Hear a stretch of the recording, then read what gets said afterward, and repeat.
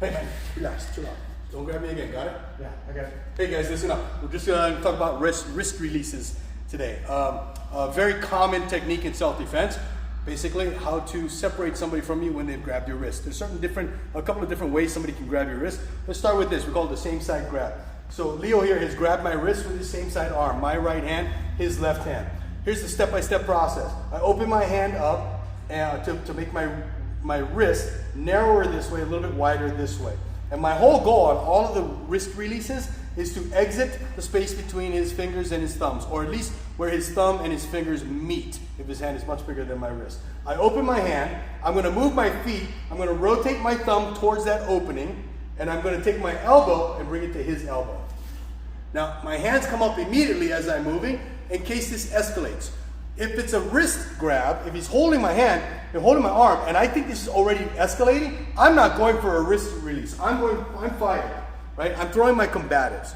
So I have to be careful with context that he doesn't grab me, bang, and I immediately kick him in the groin. That might not be called for in this instance. It could absolutely be called for, but we need a different technique if it's a lower threshold. Say maybe just maybe a drunk brother-in-law or something, right? Somebody you don't want to smash them in the face, but you gotta let go of the hand. You don't want to be caught here. So again, open my hand, rotate my thumb towards the opening. I bring my elbow to his elbow, and I move my whole body to that side. My hands come up and stay up. You see, I touch or push on that arm, and I give him verbal warnings. Don't do that again. Don't grab me again.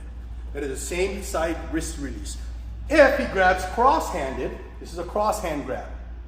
I'm going to do the same thing. Turn so they can see my hand. I'm going to open my hand, and again, when I move, I'm going to rotate my thumb towards that opening. My elbow is again going to fold to his elbow. My hand will just be upside down now, and I move this way once again. Hey man, relax, let go. Whether my elbow touches his elbow or not is not really relevant. At some point, his wrist cannot bend anymore in that direction. So if I try to stay here and do it, you'll see that I'm working against the strength of his grip. And Leo is a strong guy, grab hard. He's a strong guy. You can see the veins in his arm, super strong.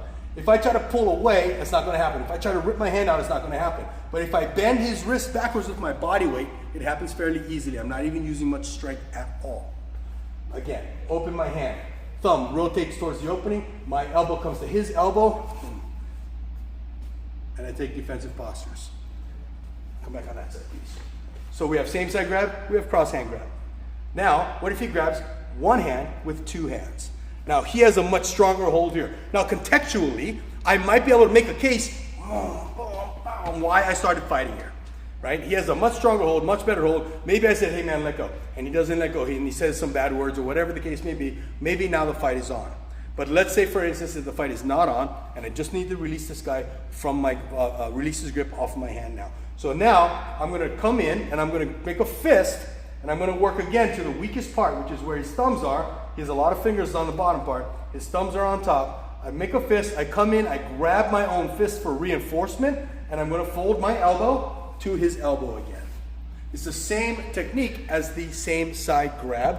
I'm just reinforcing it by pulling my elbow, pulling my fist up and over his other hand as I come through. That's two hands against one hand.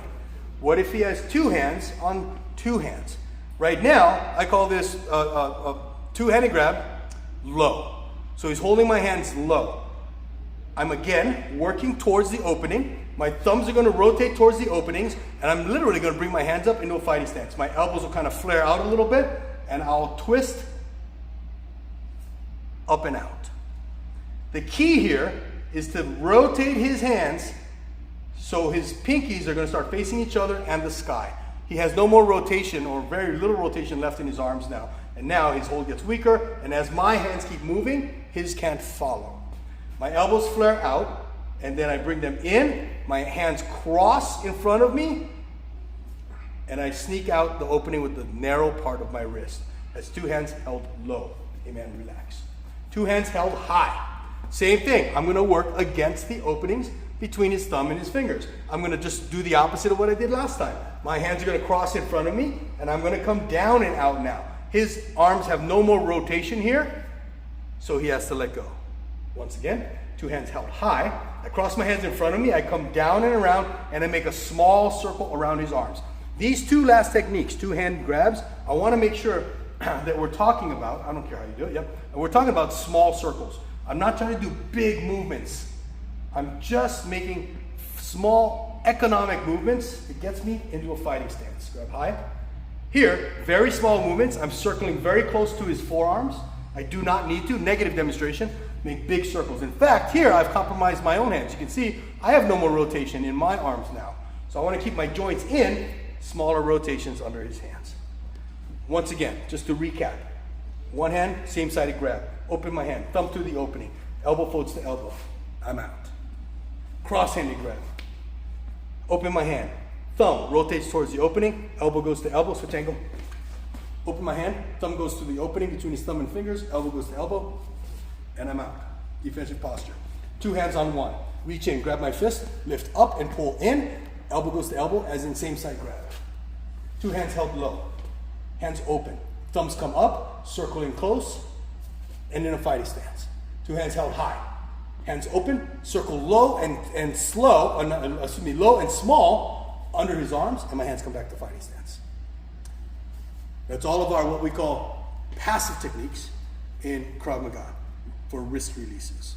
And once again, for context, if I feel at any time I'm in danger of this escalating to an assault, I'm fighting. I'm not taking my time to do a wrist release. If he was dumb enough to grab one arm with both of his, bonus me.